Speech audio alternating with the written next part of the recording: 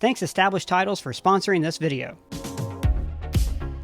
Welcome to the ScreenCrush Break Room. I'm Ryan Airy, and this is all of the Easter eggs, references, and little things that you might have missed in What If Episode 7. So let's talk about Party Thor. After pretty much every episode of What If ending with a superhero dying or about to die, it was nice to get a comedy episode. My favorite gag was when Frigga arrived and Thor was holding class. What was yours? So most of the cast from the movies returned, except for Brie Larson, Rene Russo, and the Warriors 3, but I'm betting you didn't notice the Warriors 3. I mean, this guy was recast in the movies and no one noticed. We begin with the same opening as Thor 1 with Jane Foster in the desert studying a wormhole anomaly. But for some reason, this time Eric Selvig was only her guy in the chair and not someone we actually see. It actually makes sense. The rapport between Darcy and Jane is so strong that I think Selvig would have gotten in the way. On Jane's readout, we see several constellations and Earth is placed correctly within them, closest to the Big Dipper. Also notice that her iPad has a small infinity symbol here, perhaps foreshadowing the episode's twist ending. When Thor arrives for the party in Vegas, there's an Elvis impersonator on the strip because you can't make anything Vegas without Elvi.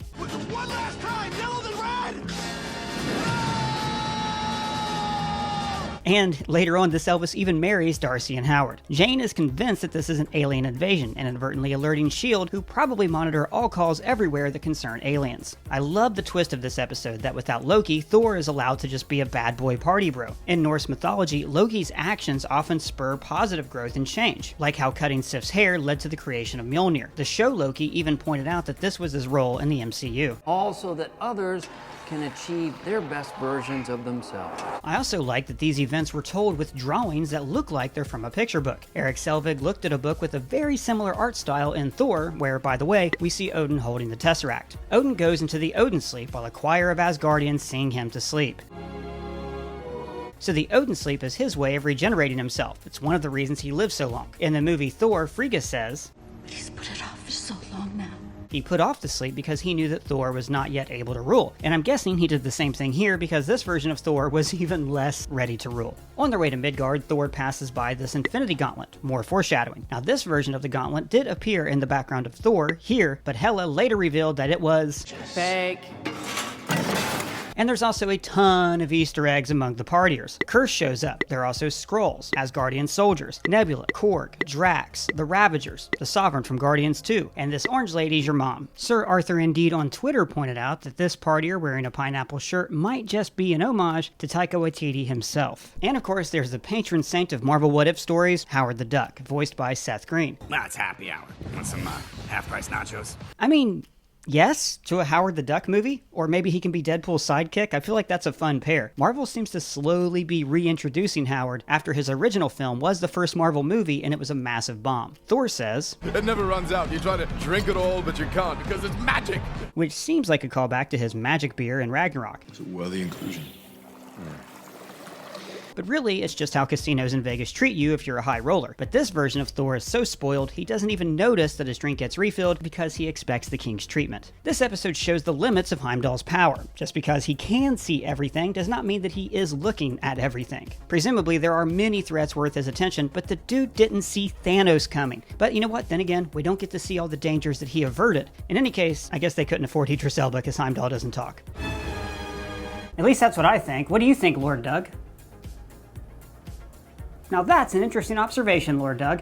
You may have noticed that I have to call our manager Doug here Lord Doug, and it's not because he suddenly turned to the dark side and is a member of the Sith. He's actually purchased 1 square foot of land in Scotland, which, according to historic Scottish custom, allows him to be granted the title of Lord or Lady. He bought that land through Established Titles, the sponsor of this video. The land is a private nature reserve in Dunfermline, which ensures the preservation of the woodlands and their biodiversity. They plant a tree for every order all over the world through their global charity partners One Tree Planted and Trees for the Future. You get a certificate and an official crest, proving your title and a unique plot number so you can see the exact location of your land. When Lord Doug first told me this, I was dubious. But it turns out that yes, doing this allows you to officially change your name to Lord or Lady. And you can even change this on your credit cards or plane tickets. It also makes for a terrific last minute gift. I mean, just look at the reactions of some of these people. Lord Kenneth Delane Albert. All right, hey, look at that. You will be calling me Lord!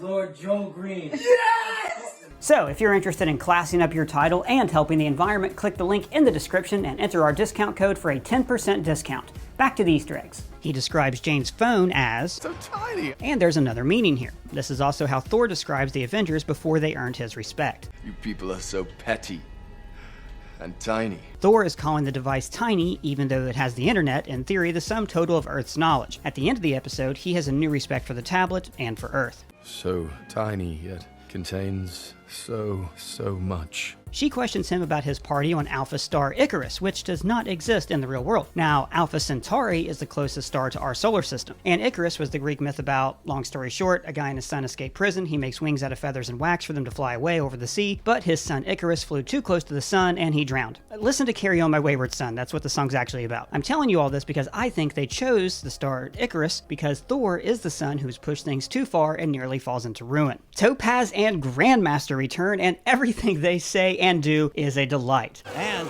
we're keeping the scoots. And Grandmaster even busts out his DJ skills just like in Ragnarok. Release the phone. Gregory Bassor on Twitter pointed out that he's playing a remix of the Ragnarok theme.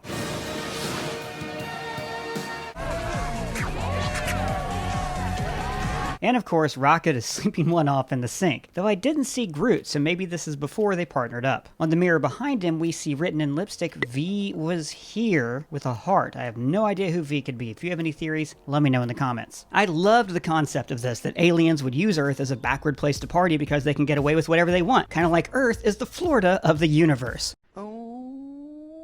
I kid, Florida. I kid. Watch out for Florida, man. Howard tells Darcy. Let's just see where this evolves. A little anthropomorphic animal evolutionary humor there. Now they do get married, which hits a little too close to home to one of the most frightening things ever put to cinema. Just one good night kiss, sweet ducky. Shot of ships in the sky, we see several craft from the MCU movies, including a Kree warship like the Dark Aster, Asgardian skiffs. This green cube is from the Grandmaster's garage, might be how he got to Earth, or he traveled there in this other ship from his garage. So one thing that bothered me a little bit, Thor wouldn't be able to get a tattoo in Midgard because no needles could pierce his skin, but maybe they brought along some Asgardian needles or something. What's magic? I love magic. Their unity over magic and science is a callback to this conversation in Thor. Your ancestors called it magic, and you call it science. Well, I come from a place where they're one and the same thing. Brock Rumlow, aka Crossbones, is among the S.H.I.E.L.D. agents, as are Agent Coulson and Maria Hill as acting director. When Fury shows up, he calls Thor Spicoli, this character from Fast Times at Ridgemont High. All I need are some tasty waves, cool buzz, and I'm fine. I could also be overthinking this, but Thor's cheers looks like an homage to the meme of Leo from The Great Gatsby. Thor throws parties around the world and they mention Pennsylvania Dutch country. which are the Amish. 'Tis a fine barn, but sure 'tis no pool English. Then Loki shows up wearing a crown of ice in his actual frost giant form. Now remember how in Thor, Odin said, In the aftermath of the battle, I went into the temple and I found a baby, small for a giant's offspring. implying that the reason Loki was abandoned to die on a rock was because he was so small. So this episode isn't really what if Thor was the only child, it was what if Loki had been born taller. This blue version of Loki might also be the variant that we briefly saw here in the show Loki. Brothers forever. Forever. I did like that without Odin's shitty upbringing, Loki is a very well-adjusted person. Did you boom? No, I didn't boom. Did you boom? You always boom. I never boom. Only boom in private. This banner between Hemsworth and Hiddleston has the same rhythm as this. Where's your chair? I didn't get a chair. Get me out of this one. I can't. Get me out. I can't. Now it seems like these two became close, helping to heal the rift between Asgard and Jotunheim. Also, the moment Odin fell asleep, Frigga was like, thank us, I don't have to put up with this guy anymore, I'm gonna go have some fun. So actually, she and Thor had the same reaction. So then S.H.I.E.L.D. has to use the Captain Marvel pager from Captain Marvel, and Carol shows up on Earth, calling Thor, Hey, White Snake. after the 80s hair metal band, and in keeping with the MCU tradition of calling new things by the names of familiar things. Try me, Beyonce. No hard feelings, Point Break. Let her go, Grimace! It means get lost, Squidward. Some of you might be wondering how this version of Thor could be worthy to lift the hammer. Well, Odin only cast the worthiness spell in the movie Thor. Whosoever holds this hammer, if he be worthy, shall possess the power of Thor.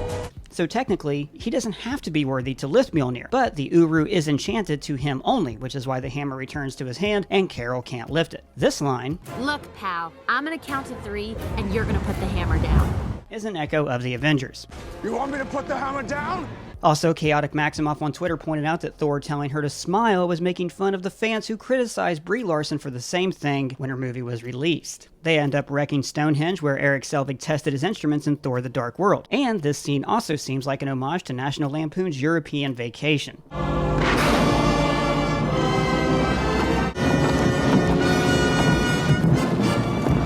fight between them was super cool. Highlights are Carol taking on his lightning and the synthesizer soundtrack that mimics the Ragnarok score. And then they talk about the greatest Captain Marvel character, Goose the cat. That your cat could devour whole armies. You've got a cat? What's its name? Goose. Remember, Fury saw the Flurkin in action in Captain Marvel.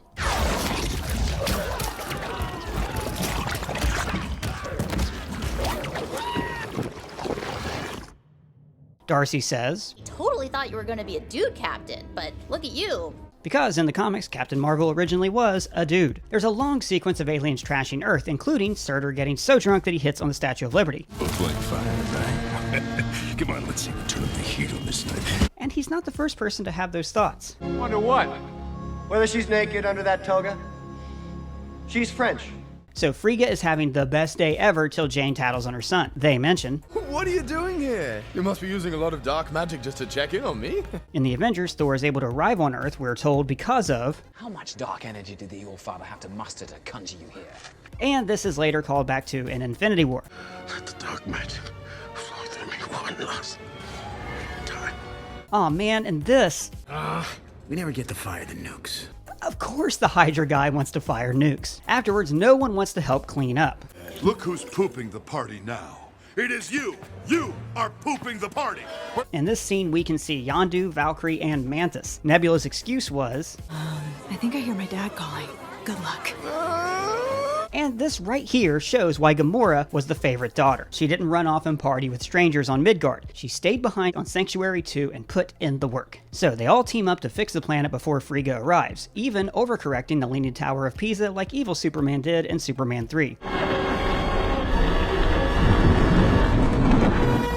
When the hammer shows up, it's covered in beads. And, what'd you have to show up to get those beads, Thor?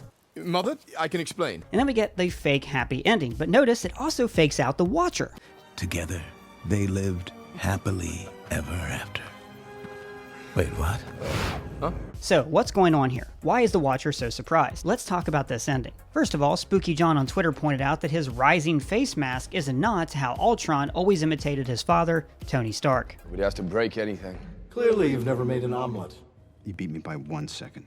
At first, it looks like an evil Vision with a bunch of Ultron bots, but remember, Ultron built the Vision to use his body. I was meant to be new. I was meant to be beautiful. So I think that Ultron, in another world, was able to use the Vision's body. The Avengers couldn't defeat Ultron without the Vision because he was the one who burned Ultron out of the net, so he overpowers them and ends most life on Earth. Now we covered this in our Ultron Was Right video, but Ultron's connection to the Mind Stone would have given him a connection to all the Infinity Stones, so he would have been aware of their existence. And remember how in Age of Ultron, Thor's contact with Wanda, whose powers were awakened by a stone, shows him a vision of the other stones in Thanos? Ultron could have had the same vision, so he prepares for Thanos, getting the Time Stone from the wreckage of Kamar-Taj, getting the Tesseract from S.H.I.E.L.D., and eventually defeating Thanos when he comes to Earth, and taking his stones for himself. But that wasn't enough for him. Much like Kang, he becomes aware of the multiverse and soon starts invading other dimensions to attack. This is why he surprises the Watcher. Oh dear. Perhaps I spoke too soon. Because he is an aberration. Even though the Watcher is unable to interfere, he's about to interfere to save the multiverse. And he's probably going to gather together the heroes that we've met so far, just like it was teased in the trailers. Well, that's all the Easter eggs that I found, but if you found any, let me know in the comments below or at me on Twitter. And if it's your first time here, please subscribe. For ScreenCrush, I'm Ryan Airy.